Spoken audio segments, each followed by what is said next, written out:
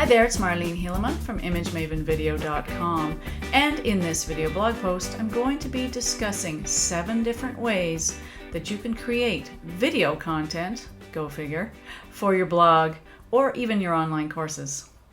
Alright, so let's just go over the ground rules. Right now I'm using window light. There's a window here. If I move my head around, you're going to see reflections on my glasses. You know, I don't worry much about reflections on my glasses unless they're really bad. There's no other lights, so just windows. And what else? I'm using webcams. I will use one of my higher end cameras later. I'm going to show you samples of what each of these video recording methods look like. Okay, so we're going to talk about screen captures and webcams and all things in between.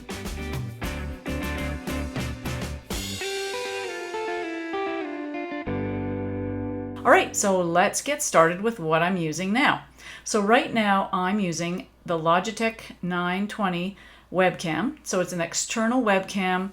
I like webcams because I feel the image quality is better than the built-in webcam that most computers come with. Even the high-end, Apple webcams that are built-in aren't actually as good as this one. So I've done some tests and I really like this. I'm also using a little app which is free called the Logitech Camera Controller. And if you have a PC, you're going to have this already because the Logitech says it's for Windows only, but actually I'm just using it on my iMac, so just to prove them wrong. But you do need an extra little app for that to be able to take advantage of adjusting the color, the brightness, and the zoom, because this camera actually allows me to zoom in, which is just awesome, so you can remove some of the background clutter. And I'm also using this mic.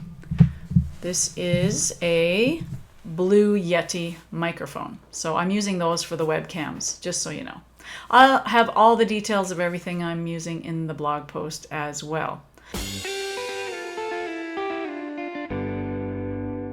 Okay, so now I'm using the built-in what's called the FaceTime camera on my iMac.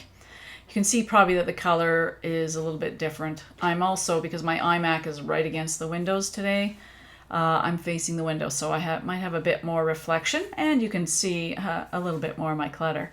Anyhow, so this is what the built-in webcam on the Mac looks like for comparison's sake.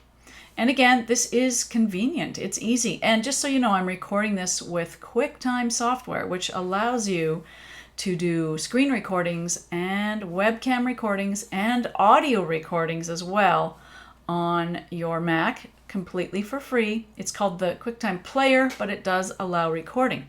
Now, if you own a PC, you can actually pick up the QuickTime Mac QuickTime Pro for, I think it's about $40. So you can go searching for that if you don't have any other ways of recording screen or webcams. So anyway, just keep that in mind, using QuickTime and recording webcam.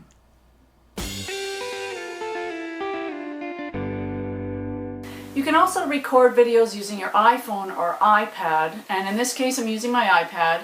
Now I've had to use the back-facing camera because the front-facing camera is much lower resolution. So my back-facing camera is full HD and my front-facing camera is like 640 pixels wide.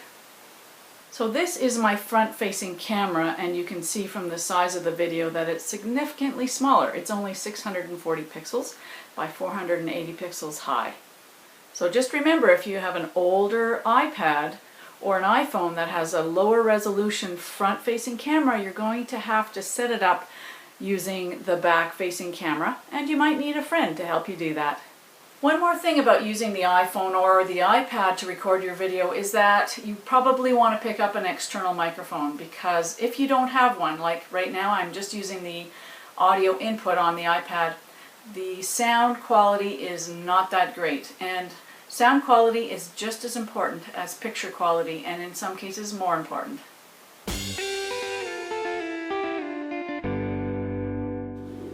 Okay, so in this shot I'm using my higher end camera. It's a Lumix GH3. I've also got a shotgun mic on top of it, And again, I'm sticking to the rules. There's my window light. I'm not cheating. I'm not adding any other lights. And in fact, I'm using auto white balance. I'm trying to keep the video controls like less customized than normal. So, but this is just so you can compare the quality with a higher end camera, lens, and microphone with the webcam type system.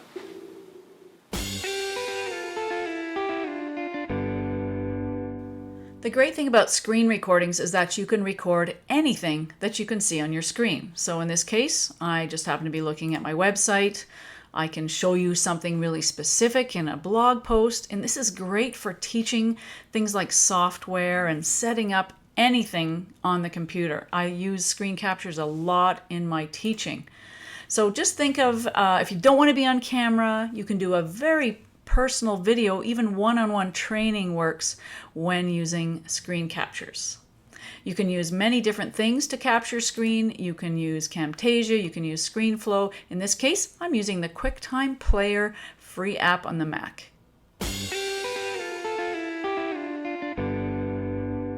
Okay, so this is a screen recording. I'm just giving you an example of a recent seminar that I gave for a client.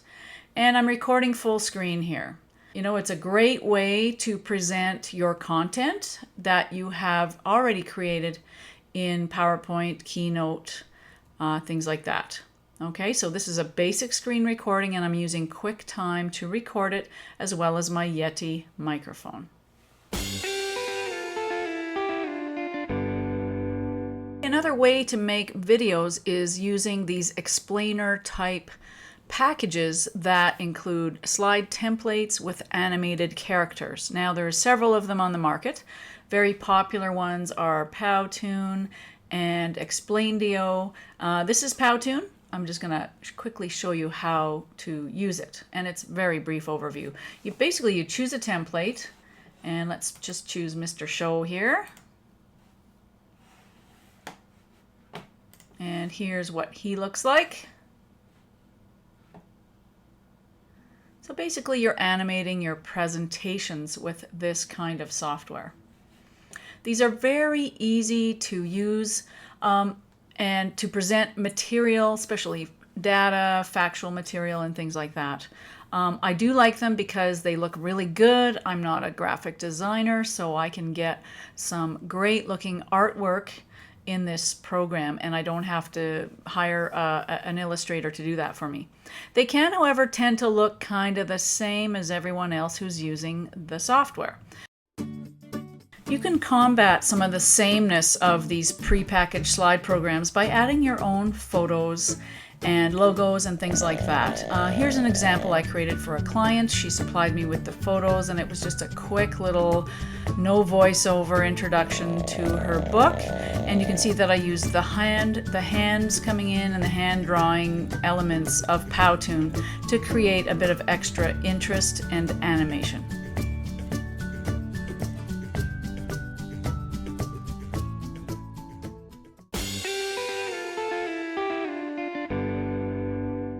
So next I'm going to talk about something called a slideshow video, and what I'm showing you here is something by a company called Photodex, and it's called ProShow Web. And ProShow Web allows you to combine photographs and short video clips to produce a video slideshow. And what this is great for is like products, like if you have physical products or if you're an artist and you want to show your portfolio.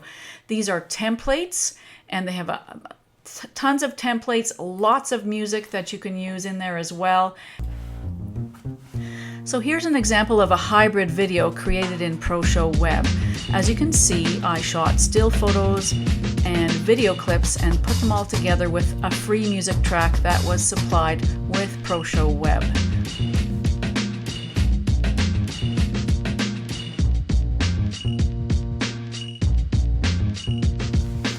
And the reason photographers are doing these now is because all of their still photo cameras can also capture video. So it adds an interesting dynamic to the photo shoot. And you can sell them extra products based on the photo shoot that are shareable. That's the great thing about ProShow Web. They can be shared directly from the application, or you can generate MP4 files that you can upload to YouTube.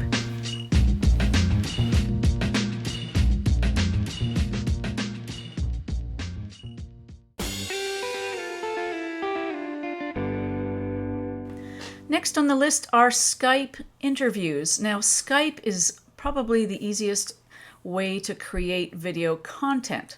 However, it does have a few drawbacks. And by the way, these are similar to Google Hangouts, Hangouts on Air, Skype, same kind of things to watch out for. You are limited by your bandwidth in Skype. So you can kind of get a little bit of a jerky looking video. You can also get video artifacts if they're too low res. Other things to keep in mind are you need good lighting. I mean, any kind of webcam videos, you need good lighting. Now, that could just mean a window light like I've been using in this video.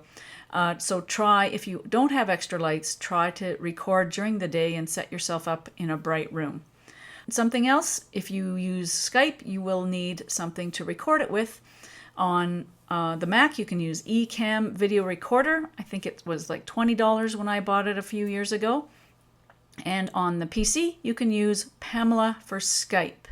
You could also use your screen capture software to record your Skype videos. So if you use QuickTime Player, you can actually record your Skype video on your Mac by yourself with the free app.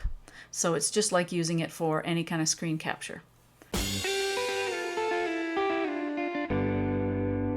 Okay, so in this video I have shown you 7 ways with a couple variations of how to create video content for your blogs and online courses. Now, the thing you've probably noticed is they're divided into 2 camps.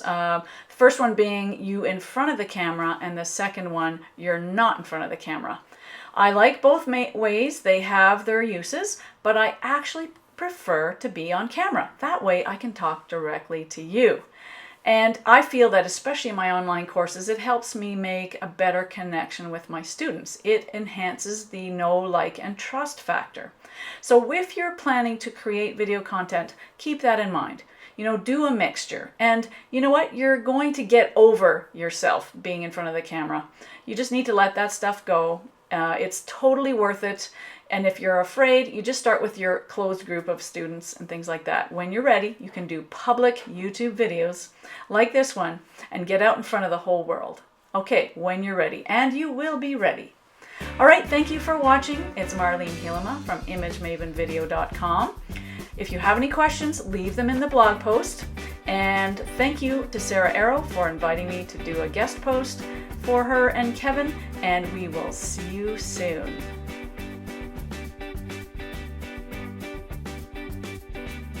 Oh, and one more thing. Sarah said I could give a little plug for my online course.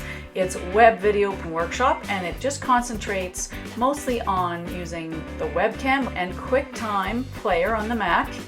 And I show you how to use screen captures and create simple web videos. So check that out if you're interested.